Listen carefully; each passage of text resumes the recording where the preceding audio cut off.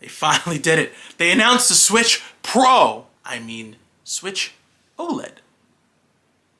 So, as we all know, Switch OLED was just announced. Or how my buddy Pat calls it, the OLED. What's cool about this is you're gonna get a bigger screen, so it's now 7 inches, effectively an OLED screen, which is better light emitting diodes, so you're gonna be able to see the screen. It's gonna look a lot more smooth.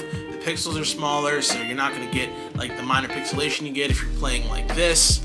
I could pull out my Switch and exactly show you, but I'm not. You're also gonna get a new dock that looks kind of cool, that's in like a gray, which for my TV stand is perfect because I have the Series X and I have the PS5, and now I'm gonna have the Switch Pro. Now, other than the fact that they've added a bigger screen, so it's 7-inch screen, the biggest difference is going to be the fact that, well, there is no big difference. They just made the screen a little bigger, they gave you a better type of screen, and they're kind of just saying, here you go. This is very Apple-esque, if you have to, put a term to it. And how do I feel about it? I mean, a lot of people wanted the Pro model. They wanted 4K going through their TVs. Most people now own 4K TVs. 4K TVs are sold everywhere. You can get a 4K TV for $200. Like, they're a thing now. So to go and not include a brand new resolution for the screen of the Switch handheld, and also not introducing a new resolution to the actual TV version at 1080p, and people are starting to notice. I mean, for instance, I have a friend who's playing Mario Golf, and on their new 4K TV they got for their next-gen consoles, guess what? It didn't look that great. Nintendo is losing steam. Now, Nintendo doesn't want to mess with the Switch and the success of the Switch, because the Switch's success is very delicate, which they learned from the Nintendo Wii, going from the Wii to the Wii U. So this kind of incremental change does make perfect sense. To see a change in quality or a change in the device's look, but not actually the device's function or the games it plays, is good for their pockets. But I do want to see kind of a bold kind of movement forward. I mean, I think we as the consumers, we've had the Switch since 2013. I know because it was announced on my birthday. Now you guys know my birthday. If you want to Google that, it is what it is. One of the cool parts about the Switch's announcement in 2013 was it was going to be on par with the PS4 and the Xbox One at 1080p. And then the PS4 Pro and this, the Xbox the Xbox One X, I hate that name. It all came out and people were like, yo, Nintendo, it's time to go to 4K.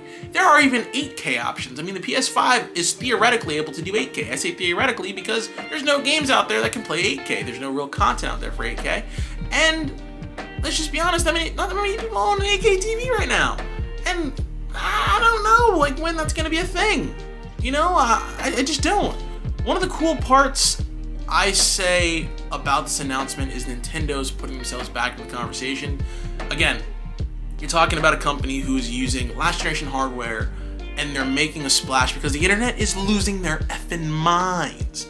I mean, all they did really, if you really think about it, was just make the screen bigger, but they didn't change the design, the overall design. So the Switch screen is just bigger inside the chassis of the Switch. It's still the same thing.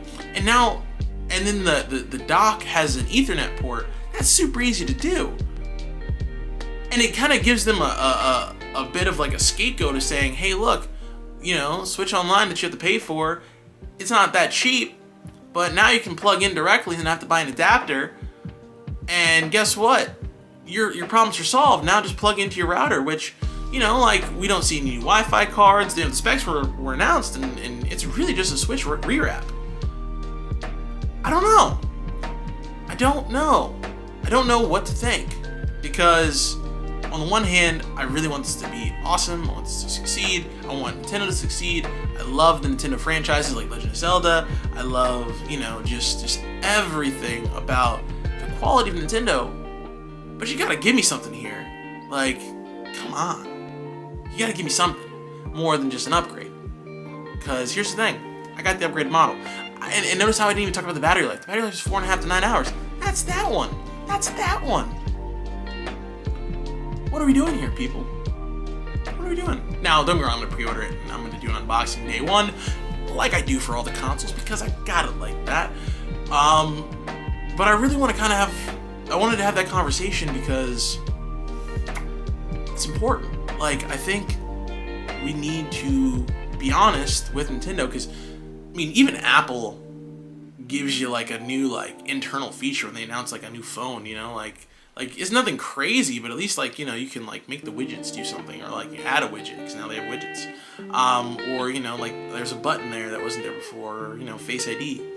Incremental changes are great, but your hardware is so far back that if you're going to really charge a premium price, because $350, I mean, that's more money than an Xbox Series S, and you gotta come to play with that, because that can at least do, you know, 2K, and it can play at a higher frame rate. We're still talking about 30 frames per second on most games.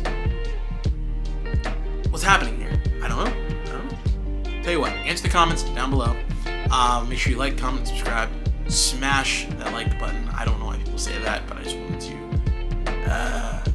And for all your gaming news that I remember to record, check out 4Player LAN Party. Peace!